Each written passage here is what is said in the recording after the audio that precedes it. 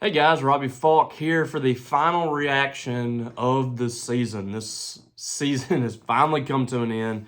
It's been a tough few months, but Mississippi State ends the season 2-10. This is the worst record Mississippi State has produced, I believe, since 2002, or actually 2003. They were 2-10 as well. The worst SEC record they've had since 2002 when they went winless in the SEC. This is the first time since that season the Bulldogs have failed to win a game. They've lost 12 straight in conference play. It's just it's a rough time to be a Mississippi State fan right now when it comes to football. And it ended again on a sour note on Saturday or on Friday in what was, kind of the same game that we've seen in SEC play in these big games all year long for Mississippi State. They're picked as, 25 plus underdogs in these road games against these college football playoff contending teams, and they've covered all of them. But they never did what it took to break through in those ball games. It was such a strange season for a team that struggled so mightily to win an SEC game. You would think they would find a way to upset, Missouri and Arkansas, a team like that, and they never felt like they were in those ball games late in the ball game. But they played fairly well against Ole Miss, Tennessee, Georgia, and Texas on the road. It was hard to kind of fathom what was going on there, but this game against Ole Miss in the Egg Bowl was easily, to me, the best game they've played defensively all year. And I've seen people pointing to the fact that Mississippi State finished giving up 254 rushing yards. I totally get that. They did give up an 89-yard run to Ulysses Bentley. I thought they defended fairly well. I mean, the 51 rushes for Ole Miss, they stayed on the ground most of the game, but I thought they defended the pass extremely well. Jackson Dart, 14 of 24 for 143 yards. He threw a touchdown pass on third down late in the ball game in the fourth quarter to kind of put the ball game away. That was the only touchdown pass he threw. State defended fairly well, and a lot of one-on-one coverage. I thought we saw some nice plays from Bryce Pollock in coverage. Hunter Washington made a couple nice plays. Isaac Smith. Even safeties were out there defending Ole Miss's wide receivers. I thought defensively this team played a really good ball game considering. And this is a defense that is historically bad for Mississippi State in every facet. They couldn't defend the run. They couldn't defend the pass. They were really bad getting after the quarterback. They finished the season with 10 sacks. They got to 10 after getting 2 sacks with Jackson Dart on Friday, and I think that's the most sacks they've had in a single game this year. So that was, that was a good thing. I guess they got a little bit of pressure, but the game plan itself, I thought, was working extremely well. And again, this is what we saw all season long. When the offense was able to be productive, the defense couldn't. When the defense was able to be productive and get some stops, the offense couldn't do anything. This is what we saw in this ball game. The defense constantly bailed the offense out. They got Mississippi State off the field. They gave the offense a chance to take advantage because Ole Miss was hand-delivering this game to Mississippi State. Ole Miss did not play well. They played like a team that felt like they were out of the playoffs. They played like a team that, just looked a little bit disjointed out there, and State couldn't take advantage of it. We saw 2 interceptions from Michael Van Buren. We saw a muffed punt from Kevin Coleman, and one of the interceptions led to a field goal early in the game, and then the muffed punt, led to another field goal. The defense came up and stopped both of those drives, but it's 6 points. That's a big change in this ball game if Mississippi State's able to take care of that. And then when you look at Mississippi State getting down to the 1-yard line in the fourth quarter with a chance to cut the game to 5, you don't score. That's the 3rd time this season that Mississippi State has been inside the 5 in the fourth quarter with a chance to cut the ball game to single digits. They didn't score. And every time it was a backbreaker for Mississippi State. We saw it against Missouri last week. We saw it against Florida.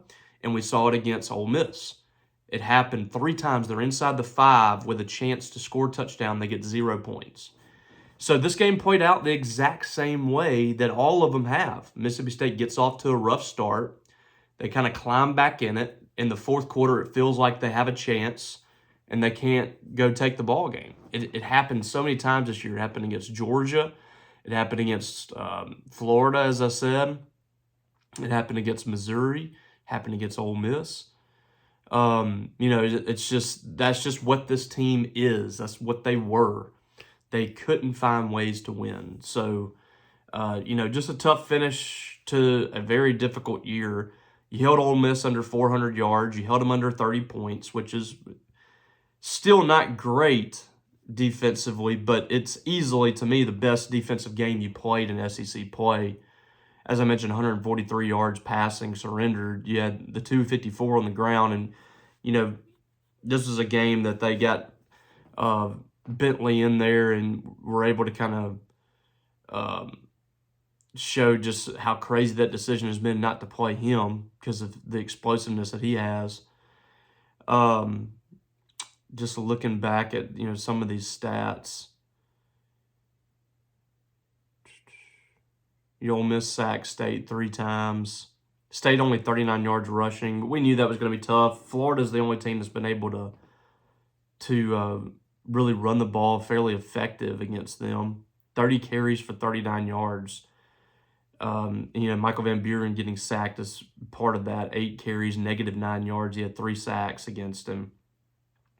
Davon Booth finishes 16 carries for 38 yards. Just, they never could get the running game going. I like the game plan, though, by Mississippi State. They took the defensive line out of it. They just kind of ran some go routes, got the ball down the field, and they completed a lot of big plays down the field. I want to say 4 30-yard completions. They had 6 catches for 118 yards for Kevin Coleman and a touchdown. He's just been incredible this year for Mississippi State, nearly 1,000 yards. Kelly Akari had 3 for 54. He had a big 30-plus yard catch. Davon Booth had 3 catches for 40 yards. He had a 20-yard catch, explosive play. Jordan Mosley had a 42-yard reception. It was just, they came out and I think what Jeff Lebby wanted to do is get the ball out quick, give Michael Van Buren just, maybe 2-3 seconds just to let the receivers develop down the field, and they found some one-on-one coverage. And Kevin Coleman was beating his man. Kelly Akari beat his man. Jordan Mosley beat his man. They just started chunking the ball down the field and saying, screw it, let's see what happens. And that's, that kept them in the ball game. It got them a couple of touchdowns. And Michael Van Buren, 17 of 32, 280 yards in the game. I think you could see a little bit of the progression from him. This game, it showed the immaturity of him as a player, and I don't mean that in a totally bad way. I just mean the fact that he's still a true freshman. It showed in this game with the 2 interceptions he had, especially in the first possession. And then we saw some of the maturity and what you can kind of see in Michael Van Buren as a quarterback in this offense.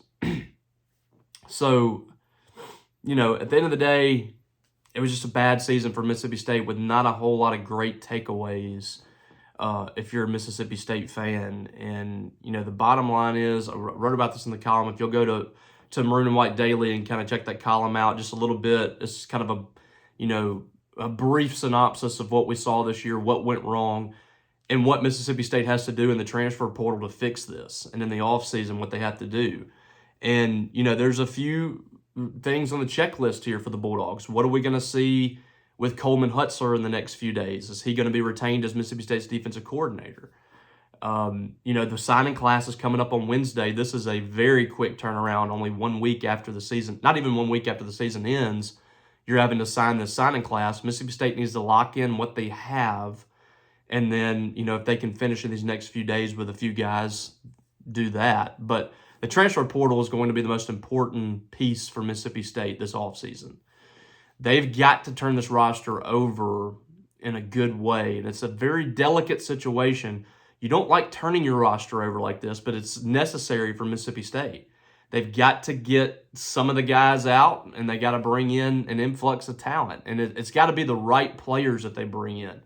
It's got to be guys that are going to help them win the line of scrimmage, guys that are going to help them win one-on-ones down the field, maybe even a quarterback that's going to come in and challenge Michael Van Buren.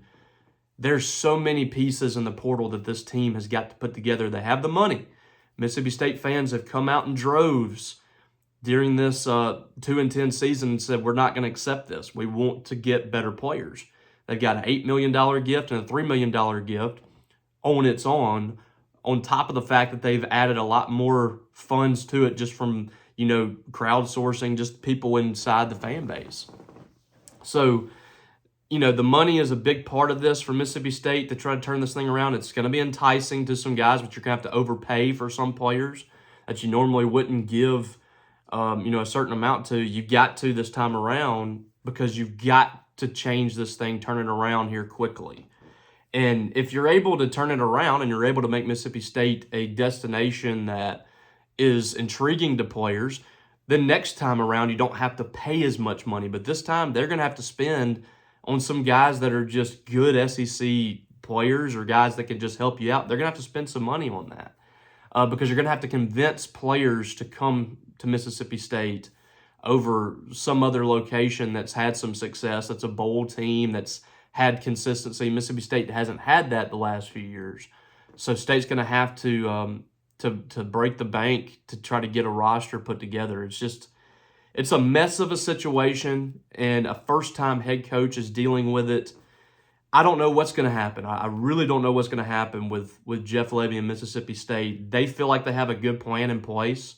They've been quietly confident inside that building. I've talked to people in there that they believe that they're going to be able to turn this roster around. They believe they have players lined up ready to roll.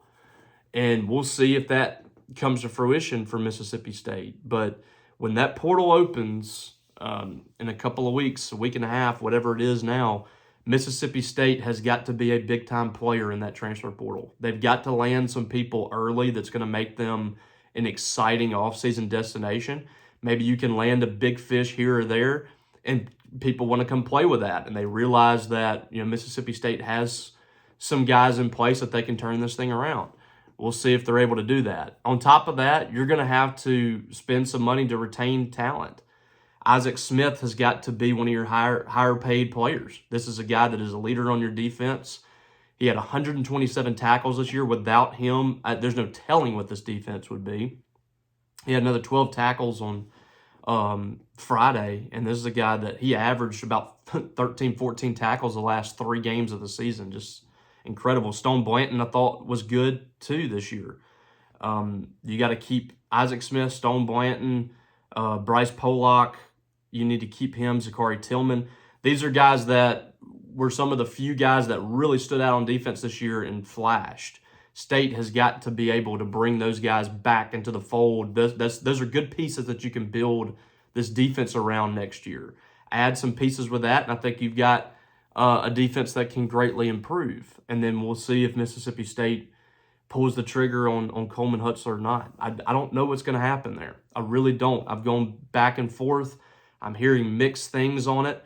For the last month or so, I've heard that people anticipate him returning.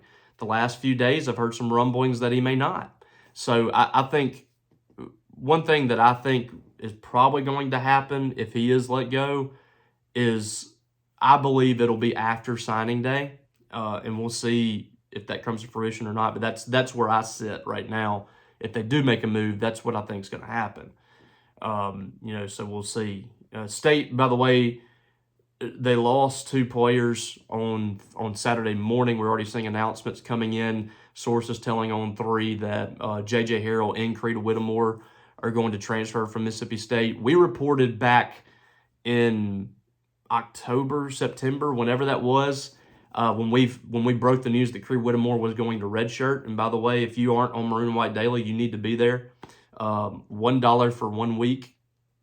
Come check us out. Just give us a little trial if you want to. But we reported that back when he initially was going to redshirt, and we told you that he was going to enter the transfer portal after the season.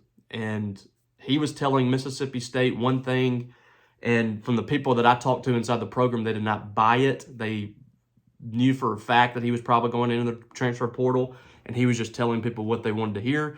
And here we are, day after Egg Bowl, he's entering the transfer portal. So no surprise to Mississippi State fans that were on our website that read that. Creed essentially quit on the team in the middle of the season.